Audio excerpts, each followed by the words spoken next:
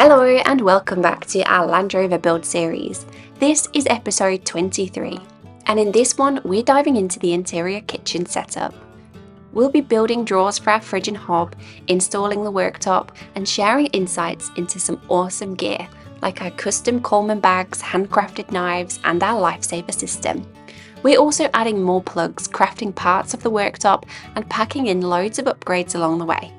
And big news, we've got a very exciting announcement to share at the end of the video, so make sure you stick around. You might remember from a few videos back, we put together this backdoor kitchen setup, designed to make outdoor cooking easy. It's already stocked with some essentials like utensils and our go-to herbs and spices, but it's still missing a few key pieces to make it a truly functional kitchen. Things like knives, a fridge, a cooking sauce, and a proper chopping board, and that's exactly what we're tackling in this video. This Landy camper is more than just a build, it's a passion project. It's our rolling home, a dream that's going to take us places and create the kind of memories we've always imagined. And if you know us, you'll know how much we love to cook, so we wanted something really special. Not just any knives. We commissioned a set of handcrafted bespoke knives from Custom Knives. You can check them out on Instagram, and I'll pop a link in the description below if you're curious. We chose everything, right down to the bare detail pins, and honestly, there's just something special about using gear you genuinely love that makes the moment feel a little bit more special.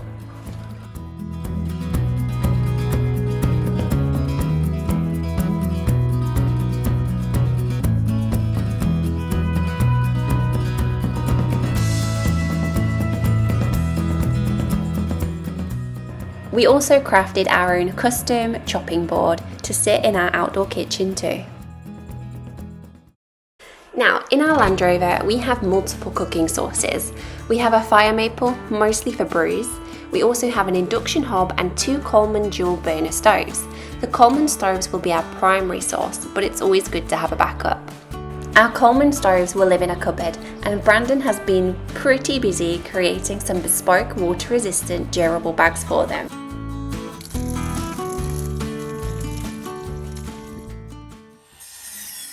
Now with all this, we need to get cracking with our internal kitchen setup to allow for fitting of our fridge, storage, sink and more. Let's jump into it. We started with the drawer that the fridge was going to sit in, and we made this to measure.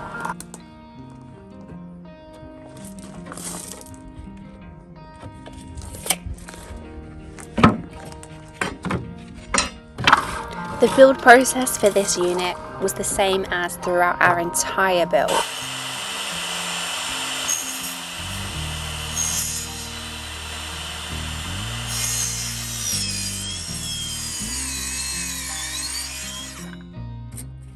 Everything was carefully measured to maximise the space.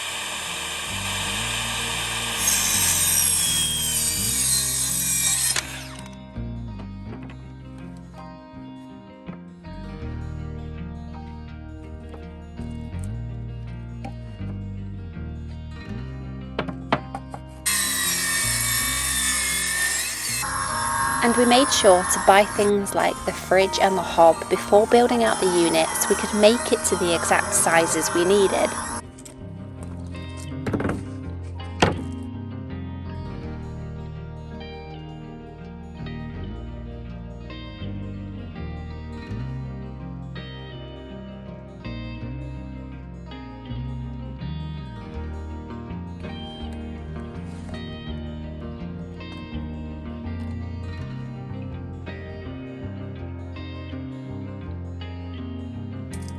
Height of the fridge comes to there, fridge and hob, probably about there. Yeah. Where do we want the worktop? You're not going to use that worktop, are you? No, that will be used later on in the build, wouldn't it? Your later on worktop, so it probably wants to sit like, what, there? Yeah. I'll do it at 75. Yeah. It's a nice round number. It'll sit a little bit lower. But Yeah, because then that worktop will be used when we've got the pop top. Yep. It just won't be used for now. We then sketched out how the overall unit would look.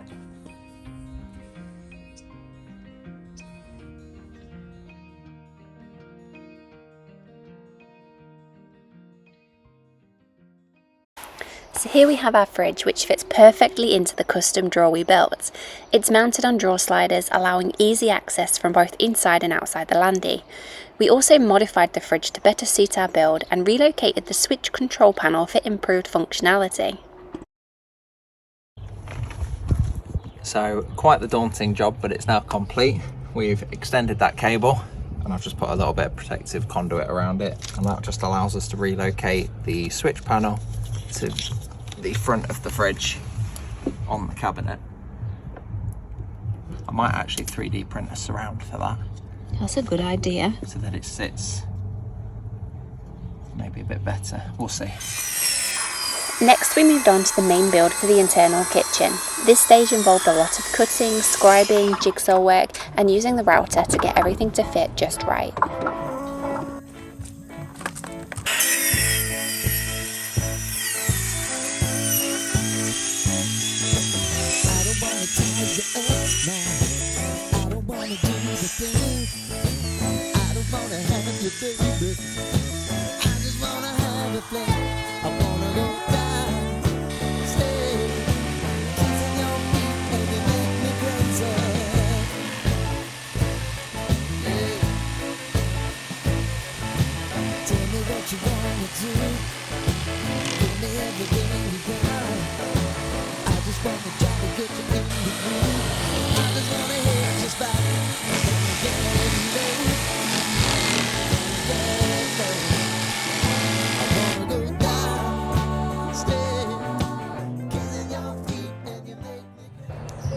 Once everything was cut, we could start gluing and piecing everything together.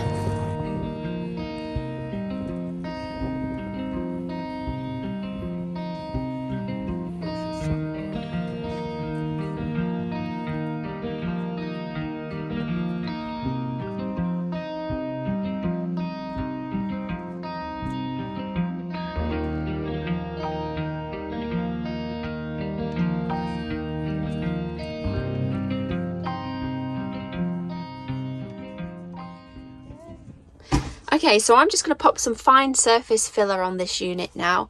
This has all been drilled and is ready to go. So I'm going to pop some filler on. That goes off pretty quick. Give that a sand over and then I can start getting it painted. Right, so I've sanded the first plate of easy fine sander off and I popped the first coat on where I think needs to be covered. Now I do need to do a little bit more filling because there's a bit of an unevenness, especially on the end panel, which you see quite a bit. But what I'm going to do now is just get to carpeting the cupboards I want carpeted. And I'm just going to be using the same stuff that I've used for these panels in there, so a similar sort of thing.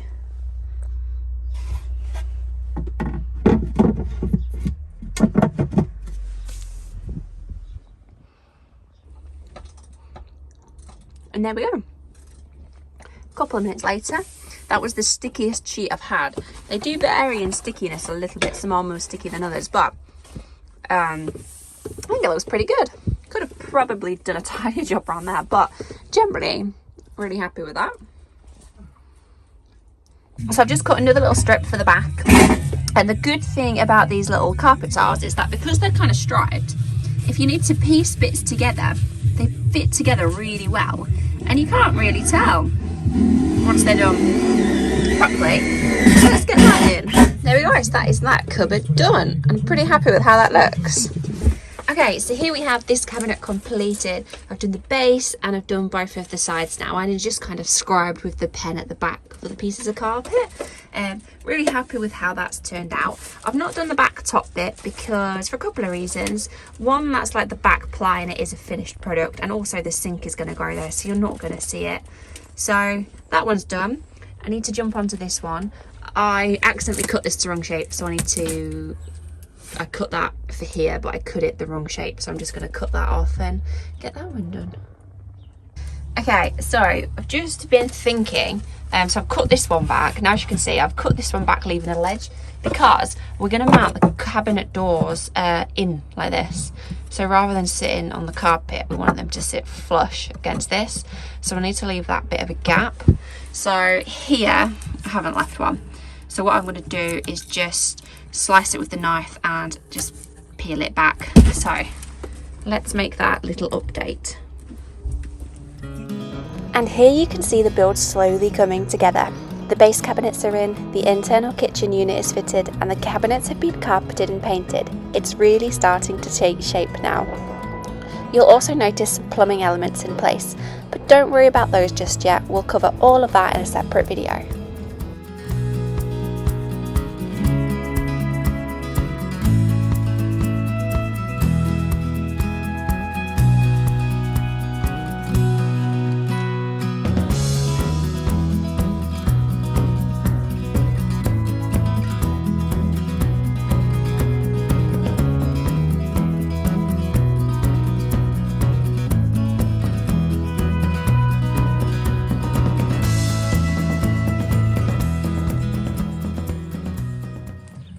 So, cabinets are now all in and painted. Next step is we're going to try and fit the drawers that we built previously. So we're going to give that a go now. Hopefully it'll all go well and square and it'll all be easy.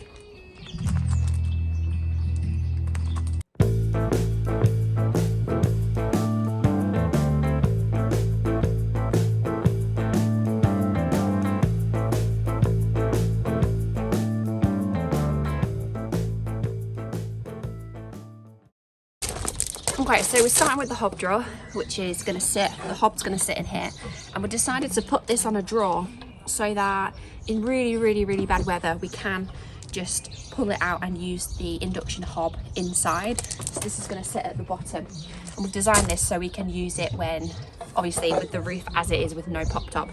So that's going to sit in there.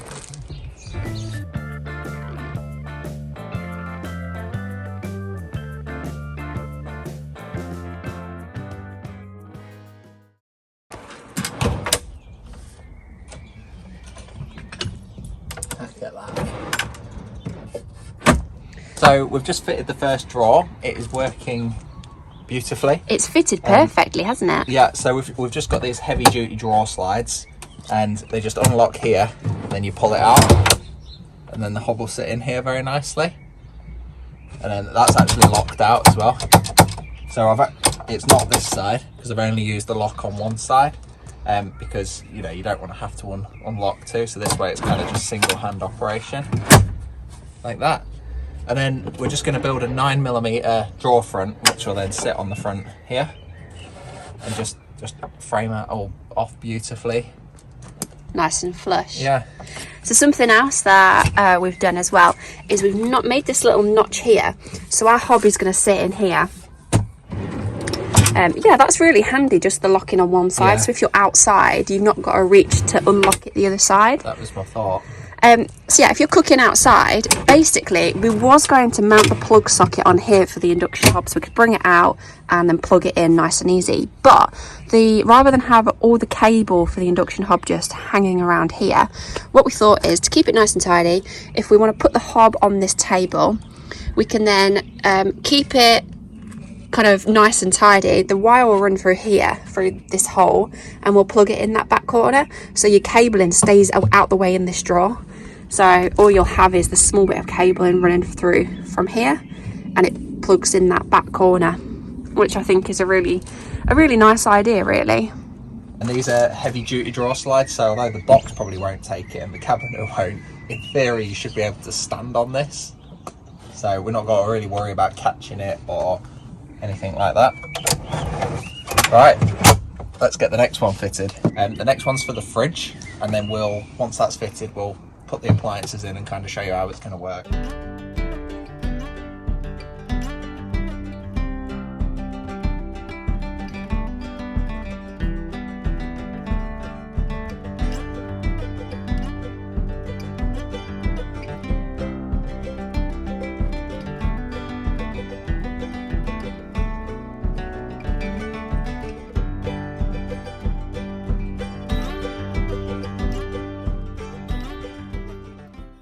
So drawers are finally in.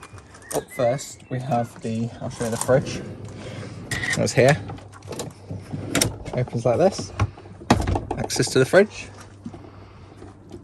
Any goodies in there? No goodies in there. I'm going to relocate the controls, which were on the handle, onto the front of the cabinet here. And then we've also got a hole to drill down here where I'm going to do the same as the inverter. So we put a fan here to kind of aid with circulation if the temperature in the cabinet gets too high. And then we have the hob down here.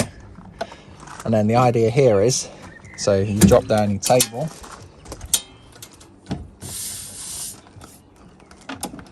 Lift your hob out, the cable will stay plugged in. And you kind of, have a bit of tidy up for that. And then you can shut the drawer. Now, if you've got a really keen eye, what you may have noticed is bonus points for anyone who did notice. This hinge on the bottom is lift up to release, whereas the top one is down. Did you notice that? No. Why? Reason for that is I've used one set of hinges, so we've used the left hinge here, upside down, so it's just saved a little bit of money. So I've had to buy, instead of like 3 lots of hinges and then not use half of them, I bought 2 sets and just flip one upside down. I figure that's a living point you'll learn to live with. Yeah, because it would be a nightmare trying to reach over to unlock them on both. We've also got something else in that box. Oh yeah, let me show you. That one's not needed anymore.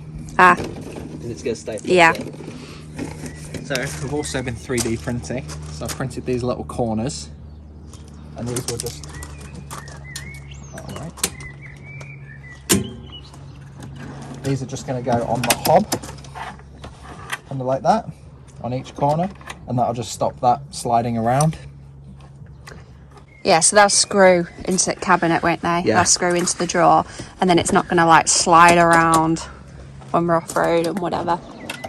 And then I previously mentioned the fridge panel, so that come off the handle, and it's kind of just bare circuit board. So I've 3D printed this surround, which will just clips into, and then we can mount that on the front of the cabinet wherever we choose. So absolutely over the moon with how that's come out. That's great, isn't it? Yeah, really, really good.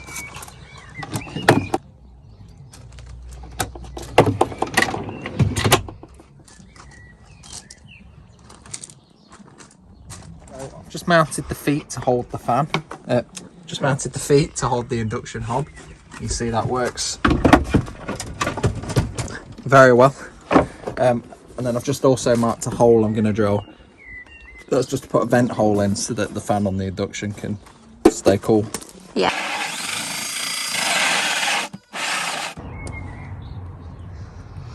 So I'll give you a little close up. These are the nice little 3D printed brackets that are now in place for the hob. The holes drilled, sanded, and now we're just popping a vent in just to tidy it up a little bit as well. Brandon's just super glued it so it will stay in place.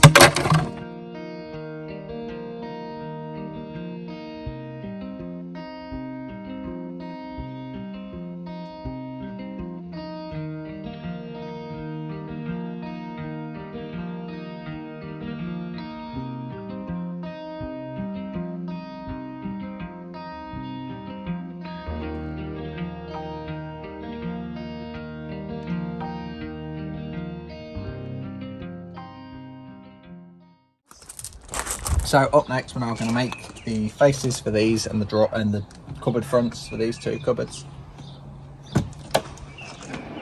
I'm so happy about how they've come out.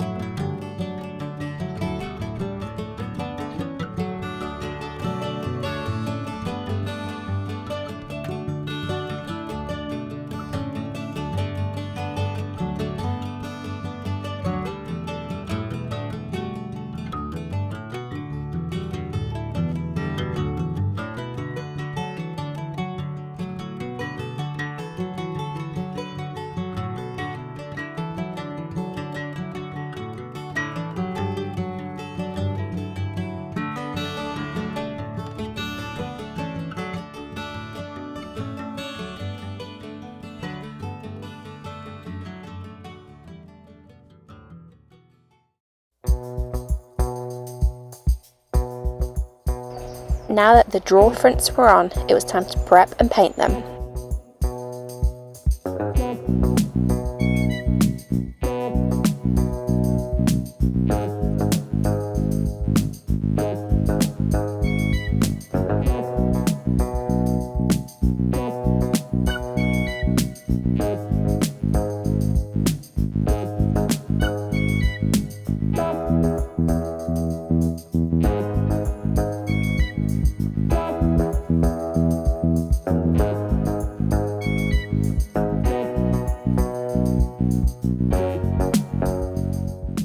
So while I was on with that, Brandon got to wiring the fan and the fridge.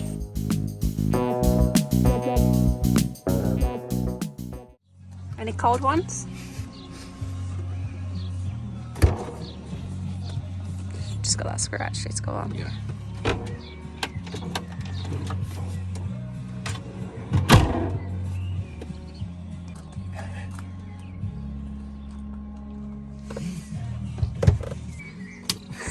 Sorry, we've got the last of the cupboard doors going on. I've now stained all these, routed the finger holes so they're nice and smooth.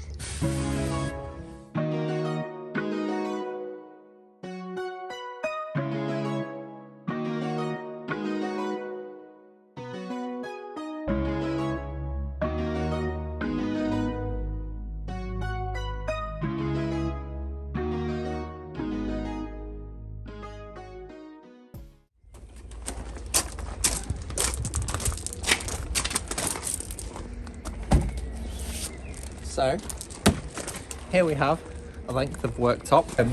This stuff is, we've not seen it yet, we've not used it before, but we did see True Blue Travellers use and recommend it, so we're going to give it a go.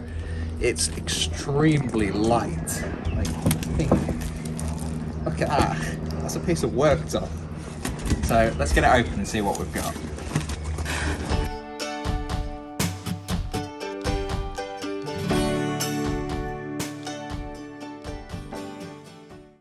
We're putting a piece of worktop along this edge. That's going to house some sockets and stuff.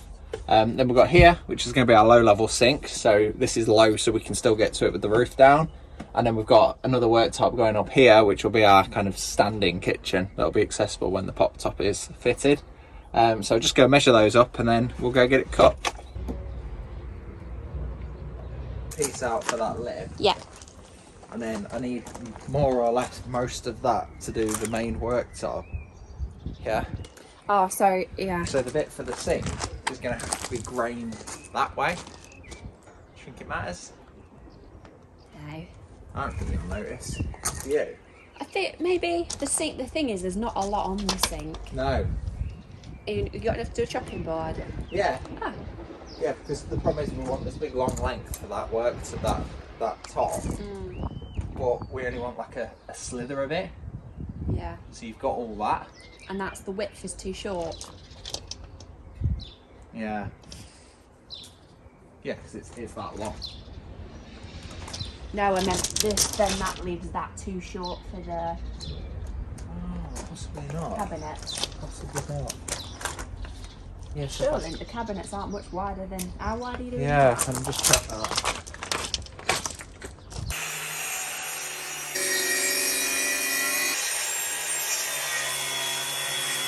That's the first piece cut. Let's go see how it fits.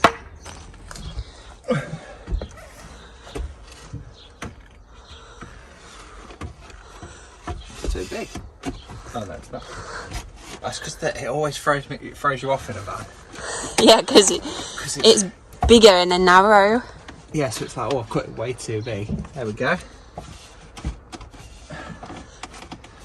Obviously, you've got some cables to cut out allowances for, and then we've got the seat kind of recesses to cut an allowance for, but other than that, that's kind of where it's going to go.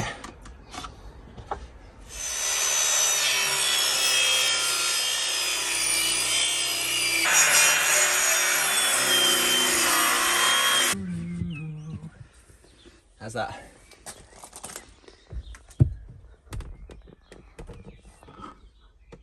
Perfecto. There we go. Go to that. Yeah, it's just allowed for them seats now, isn't it? A little bit more. And I can still get my seat all the way back. Okay. It's fantastic. So that's going to be for sockets, a bit of space. We then got to cutting out the sinkhole.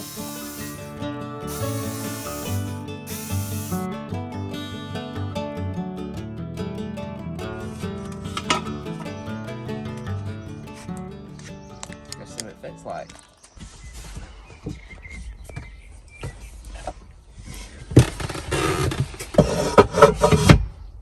The size of that sink.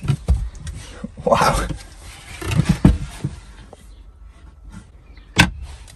Worktop cut, we're now just going to use a palm router to round over all the edges, make it a lot smoother.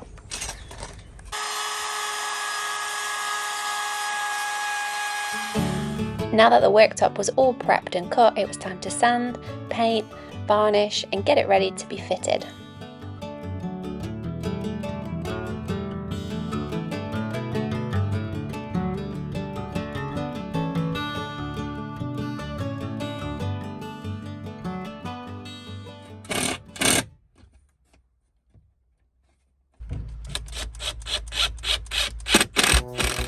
And here is the finished result.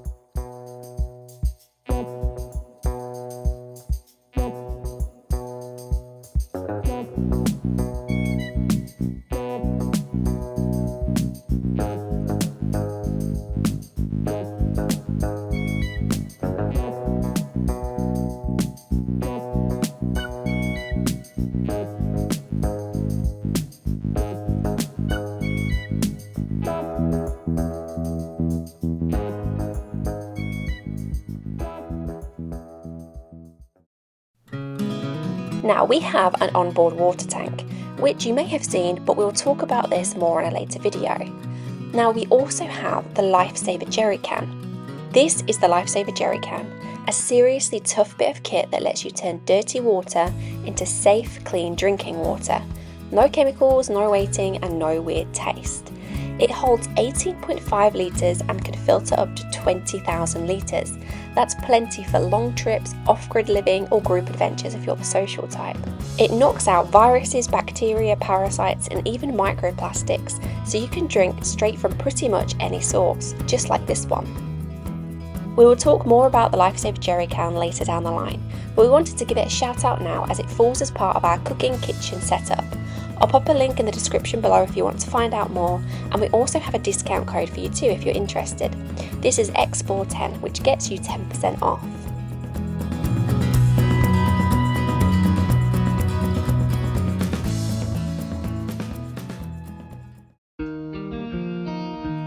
And now we've got something exciting to share, and it's a moment we've been looking forward to for a while now. So, we're proud to announce that we're now Mantra ambassadors for X-PLORE.